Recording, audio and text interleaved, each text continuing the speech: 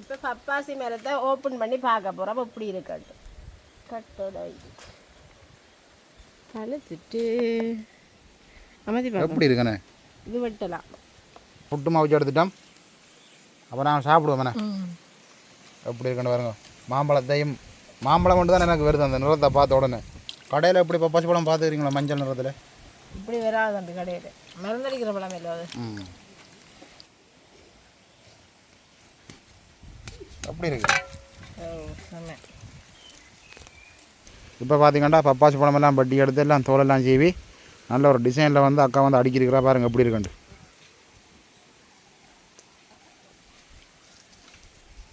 அப்படியே பப்பாசி பழமெல்லாம் சேர்த்து சாப்பிட அப்படியே வயிற்றுக்குள்ளே வந்து அப்படியே குளிர்ந்து கொண்டு போகுது சாப்பாடு. இவ்வளோ நாளும் சூடாக சாப்பிட்ருக்கோம். இன்றைக்கு வந்து நல்ல ஒரு குளிர்மையான சாப்பாடு.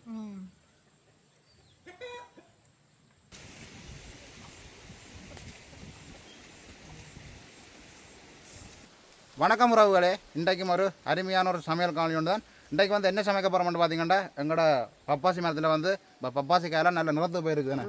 என்ன வந்து முழுமையாக வந்து பழுக்கையில் இப்போ நாங்கள் நிறத்த காயை தான் இன்றைக்கு வந்து பிடிங்கி வைக்க போகிறோம். அதோட வந்து நல்ல ஒரு குழல் புட்டு தான் வைக்க போகிறோம். கூடுதலாக வந்து எல்லோரும் வந்து சாப்பிட்றது புட்டோட வந்து பிலாப்பழம் சாப்பிடுவோம், புட்டோட வந்து மாம்பழம் சாப்பிடுவோம். இன்றைக்கு நாங்கள் ஒரு வித்தியாசமான முறையில் இன்றைக்கு எங்களோட தோட்டத்தில் இருக்கிற பப்பாசி பழத்தை பிடிங்கி பழுக்க வச்சுட்டு நாங்கள் அதுக்கு வந்து நல்ல ஒரு குழல் புட்டு தான் வைக்க போகிறோம். கூடுதலாக வந்து நான் சாப்பிட்டுக்கிறேன். பப்பாசி பழம் வந்து நல்ல இனிப்பு, அதுக்கு வந்து நல்ல ஒரு சுவையை தரக்கூடிய ஒரு குழல் புட்டு தான் இன்றைக்கு வந்து அப்படியே இயற்கையோடு சேர்ந்த காணொலியாக இருக்கும். இப்போ நாங்கள் முதல்ல போய் நிறத்த பப்பாசி காயை பிடிங்கி வைக்க போகிறோம். ஏன்னு பார்த்தீங்கன்னா மரத்திலே விட்டு பழுக்க வைக்கிறாது, குருவிகள் சாப்பிடும். அதை விட குரங்கள் வந்து சரியான மோசம் மட்டும் தான் சொல்லணும்.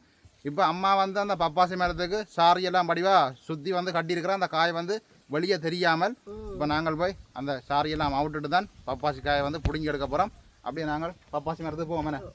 இதில் பாருங்க அப்படியே அம்பர்லா மரம் நிற்கிது. அம்பர்லாங்க காய் காய்ச்சிருக்குச்சு. சின்ன காய், சின்ன காய். அதை விட கொஞ்சம் பெரிய காயும் இருக்கானே. அது நிறைய காய் இருக்கிற குரங்க சாப்பிடுது. அதை விட இந்த மீன்கள் அப்படியான போட்டு சமைச்சா நல்ல ஒரு சுவையாக இருக்கும். மீன் கடைக்கு அம்மா கூடுதலாக போடுறவா இல்லை. இதுலேயும் காய்ச்சிருக்குது. அங்கே நிறைய காய்ச்சிருக்கு அந்த மரத்தில். அதுலேயே மரம் இருக்கோ? அது காய்ச்சி. இப்போ பப்பாசி மரத்தை ஓப்பன் பண்ணி பார்க்க போகிறோம். அப்போ இப்படி இருக்கட்டும். கட்டோட இப்போதைய காலங்களுக்கு இப்படியான முறை தான் சரி. அப்படியெல்லாம் கட்டி வச்சுக்கிறாங்க. பழுத்துட்டு போலடாக்கா. பழுத்துட்டு அமைதி எப்படி இருக்குண்ணே? இது வெட்டலாம். இது 2 நாள் கழித்து வெட்டலாம். இது என்ன சொல்லுங்க ஆகும்? இப்படி இருந்தபடியே தான் இந்த பப்பாசி பழம் ரெண்டும் இருந்தது. இதை பிடுங்கி போட்டு இப்படியே நாங்கள் சுற்றி கட்டி விடுவோம். மிச்சம் பிடிங்கி இருக்கணும்னா அப்படி தான் செய்யணும். அதை விட மேலே 2-3 காய் இருக்குது பிஞ்சுகள் எல்லாம். இப்போ நாங்கள் 2 பப்பாசி பழத்தையும் பிடுங்கி எடுப்போம். மருந்தடிக்காத பழம் பழுத்துட்டு நல்லா ஆழம் முண்டைக்கு எப்படிங்க தானே. அந்த சாரியால் மறைச்சிருந்தபடியே எங்களுக்கு தெரியல. செங்காய் நினைச்சாங்க, நான் உண்டு பழுத்துட்டுது. அப்படி இருக்கு. எத்தனை நேரம் வரும்? அப்படி ஒரு 1.5 கிலோ 2 கிலோ வரும். இந்த பப்பாசி பழத்தையும் சேர்த்தா 4 கிலோ 4.5 கிலோ வரும் போல. உண்மையாக தானே? பழத்தை பார்க்க நல்ல ஆசையாக இருக்குது. அதை விட நாங்கள் ஏற்கனவே இந்த பப்பாசி மரம் காணொலியில் பதிவு செய்திருந்தோம். நாங்கள் பழத்தை இந்த கொய்யா மரத்துக்கு மேலே பப்பாசி பழத்தை வைக்க போகிறோம். உருண்டு போயிடும். போகாது போகாது. இப்படி வச்சுட்டு இதை சுற்றி கட்டணும். அடுத்த முறையும் பப்பாசி பழம் பிடுங்கணும். எப்படி இருக்குன்னு பாருங்க. மரத்தில் வந்து வச்சு விட்ருக்கு பப்பாசி பழத்தை.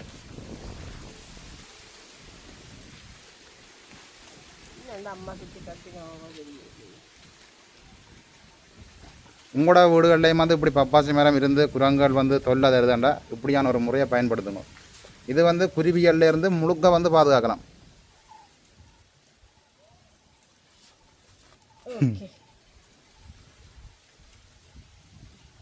அதோட பக்கத்தில் அதோட ஒரு பக்கத்தில் ஒரு கொய்யா மரம் இருக்குண்ணே. அதுவும் காய்ச்சி இருக்குது.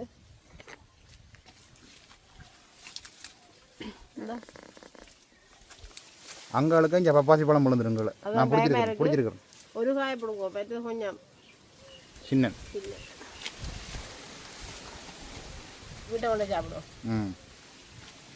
பப்பாசி பழத்தை எடுங்க. போவோம்.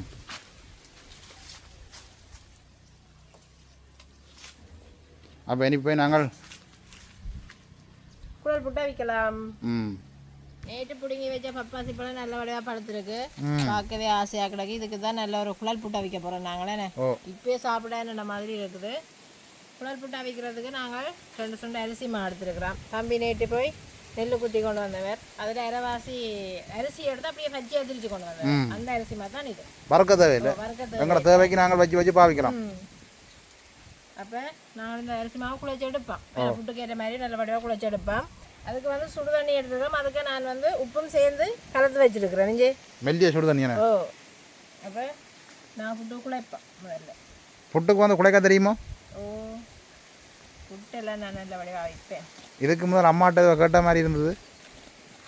இன்னைக்கு நான் டவுட் கேட்க அம்மாட்ட கேட்குறது தான். குழல் புட்டண்டார் கொஞ்சம் நுணுக்கமாக வைக்கணும். வேணே தம்பிக்கு கட்டியாக இருக்கணும் புட்டு, எனக்கு நல்ல தூள் மாதிரி இருக்கணும். கொஞ்சம் கஷ்டம் தான் இங்கே வீட்டை புட்டை வைக்கிறது. அப்படி இருந்தும் அம்மா புட்டை வைச்சா தம்பின்ற பக்கம் தான் புட்டை வைப்பா. கூடுதலாக கட்டியாக தானே வைப்பா. தம்பிக்கு நான் வைக்கிற புட்டு சரி வராது. என்னதான் இருந்தாலும் ஒரு நேரமாவது அம்மாண்ட கையால் சமைச்சு சாப்பிடணும்.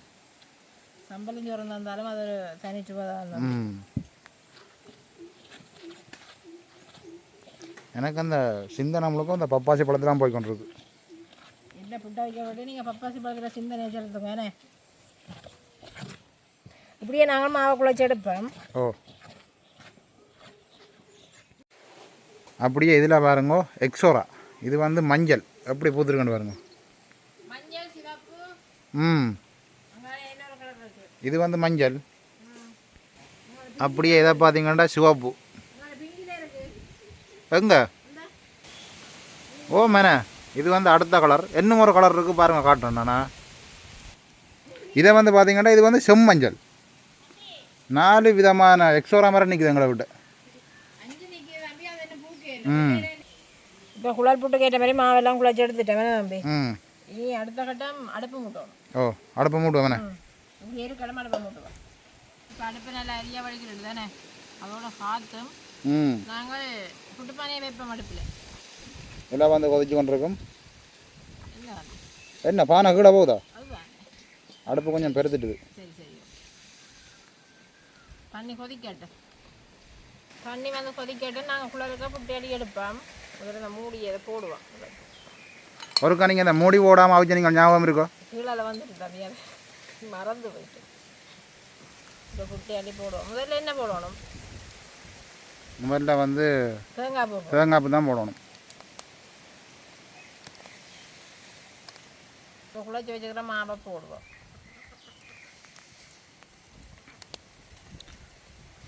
அதுக்கு பிறகு தேங்காய் கொஞ்சம் போடுவோம். பிறகு மாவை போடுவோம்.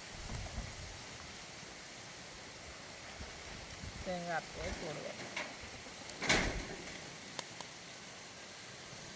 மாவை போடுவோம். 3 புட்டு தான் வரும் வேணும் தம்பி. ஓ, கடைசியில் தேங்காய் வரும் மேலே. எங்கே பார்த்தீங்க? அம்மா அவிச்சிருந்தேன் எனக்கு.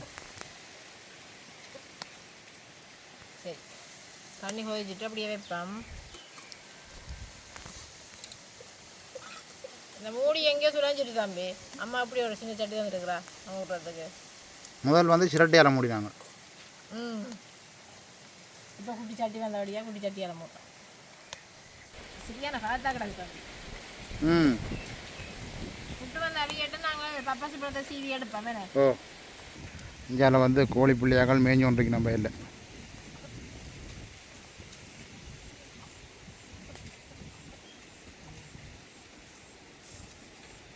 புட்டு வந்து நாங்கள் அவிஞ்சு கொண்டு இருக்குது. நாங்கள் பப்பாசி பழத்தை சீவி எடுப்போம்.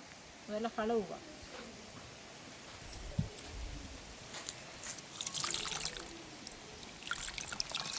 கடையில் எப்படி பப்பாசி பழம் பார்த்துக்கிறீங்களா? மஞ்சள் நிறத்தில் இப்படி வராது தம்பி. கடையில் மருந்தடிக்கிற பழம் இல்லை அது. இப்படி இருந்தாலும் டேஸ்ட் இருக்காது. உண்மையாதான். இது என்ன அடி இப்போ சீவி எடுக்கிற? சின்ன சின்ன துண்டுகளாக வட்டி போட்டு செய்வோம். அப்படி தான் செய்வோம்.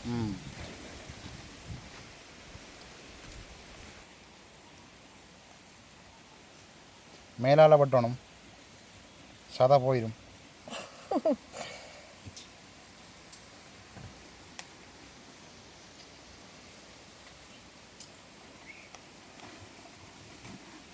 பட் ஒன்று துண்டு ரெண்டாக இருக்கணும். அப்படி தான் இப்போ வேற போகுது. அப்படி இருக்கு. ஓ சொன்னேன். நிறைய விதைகளும் இருக்குண்ணே. இந்த விதை எடுத்து போட்டால் முளைக்குமல்லோ. ஓ இப்போ சின்ன சின்ன துண்டுலாம் வட்டி சீவுவோமே. ஓ சீவ முடிஞ்சிடும் போல இருக்கு.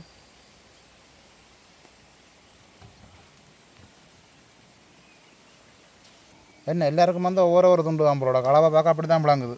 ஒரு ஆளுக்கு ரெண்டு துண்டு தம்பி. ஒரு ஆளுக்கு ரெண்டு துண்டா? ஒரு துண்டு மிச்சம் பெறுது எனக்கு தானே அந்த துண்டு. சரி பரவாயில்ல. இப்போ இந்த விதையெல்லாம் தட்டி எடுத்துட்டு தோல் எல்லாத்தையும் சீவி எடுப்பேன் வேணே. ஓ ஒரு பேக்கெட் எடுத்து நான் அந்த விதை எல்லாத்தையும் நாற்று போடப்போம். முளைக்கும்.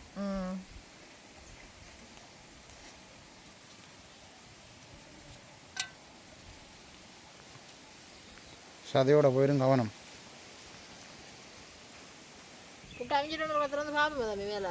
புட்டு வந்து நான் சொல்கிறேன் பாருங்க, புட்டு வந்து அவிஞ்சிட்டுது. ஏன்னா மேலால் வந்து அந்த ஆவி பறக்குது பாருங்க.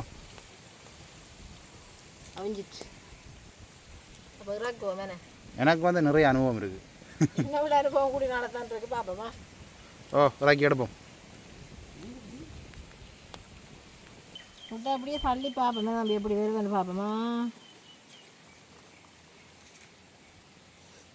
பயமாகல தெரியுமா? உடையாமல் வந்தால் சரி. எனக்கு குழல் புட்டா வைக்க தெரியும். அடுத்த புட்டையை மல்லி வைப்போம். தேங்காய் போடுவோம் கொஞ்சமா.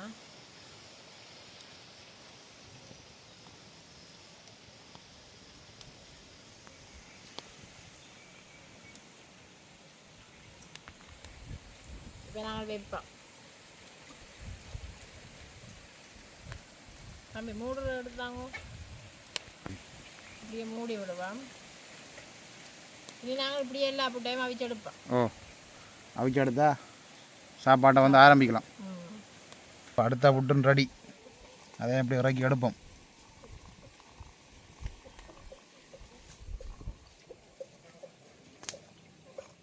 இது மட்டும்தான் சரியாக வந்துருக்கு போலோடக்கண்ணே. இனி சரிதான், இனி எல்லா புட்டும் சரியாக தான் வரும். இப்போ பார்த்தீங்கன்னா பப்பாசி பழமெல்லாம் பட்டி எடுத்து எல்லாம் தோலெல்லாம் சீவி நல்ல ஒரு டிசைனில் வந்து அக்கா வந்து அடிக்கிறா பாருங்கள் எப்படி இருக்குண்டு.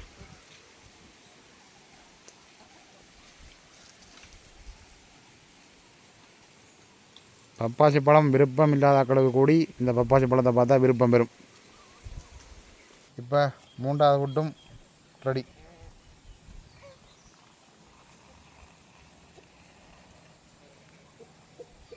தனியானி சரியாக வருமே. முதலாவது புட்டு இப்படி வந்தது தம்பி, அடுத்தது இப்படி வந்தது, இப்போ சரியாக வந்துச்சு. அப்போ நாங்கள் சுட சுட சாப்பிடுவோம். சுட சுட சாப்பிட்டா தான் நல்லா இருக்கும். இப்போ நாங்கள் புட்டு மாவுச்சு எடுத்துட்டோம். அப்போ நாங்கள் சாப்பிடுவோம். எப்படி இருக்குன்னு பாருங்க. மாம்பழம் மட்டும் தான் எனக்கு வருது அந்த நிலத்தை பார்த்த உடனே. பப்பாசி பழத்தையும் குழல் புட்டையும் பக்கத்தில் வைக்க எப்படி இருக்குன்னு பாருங்க. ஆசையாக கிடக்கு பார்க்க. இப்போ நாங்கள் சாப்பிடுவோம். இந்த பப்பாசி பழம் பண்ணோன்னா அக்காவையும் வந்து கூட்டி கொண்டு வந்துட்டேன். இந்த 2 பேரும் தான் சாப்பிட போகிறோம். அதோட வந்து மிச்ச பப்பாசி பழம் தான் அடுத்து வச்சுக்கிறோம். நாங்கள் ஒன்றை தான் முடிஞ்சிடும். அப்போ நாங்கள் சாப்பிடுவோம். என்ன சொல்லுங்க, பப்பாசி பழத்தை புட்டோட சேர்த்து குழைக்கணும். தேங்காய் பழம் புட்டு சாப்பிடவே நல்லா இருக்கு.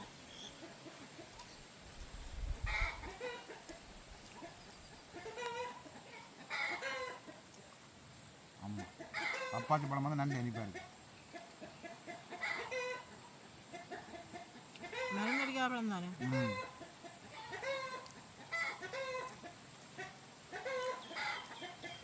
அடிக்கிற வெயிலுக்கு நல்ல பழம். உண்மையாக தான். அதை விட குழல் புட்டும் நல்லா இருக்குது. நான் முதலே சொன்னால் தானே குழல் புட்டு தான் பப்பாசி பழம் வந்து நல்ல ஒரு சுவையாக இருக்கும். இந்த தேங்காய் போயெல்லாம் சேர்த்து சாப்பிட நல்லா சூப்பராக இருக்கு.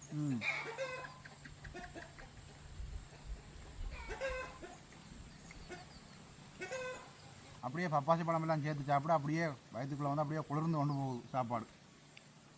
இவ்வளோ நாளும் சூடாக சாப்பிட்ருக்கோம். இன்றைக்கு வந்து நல்ல ஒரு குளிர்மையான சாப்பாடு.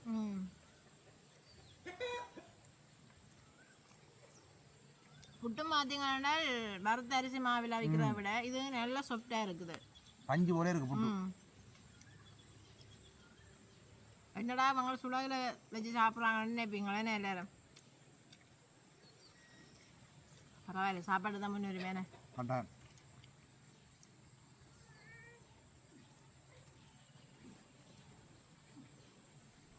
என்ன புட்டா வச்சு எடுக்கணும் போல காணாம தான் இருக்கும்.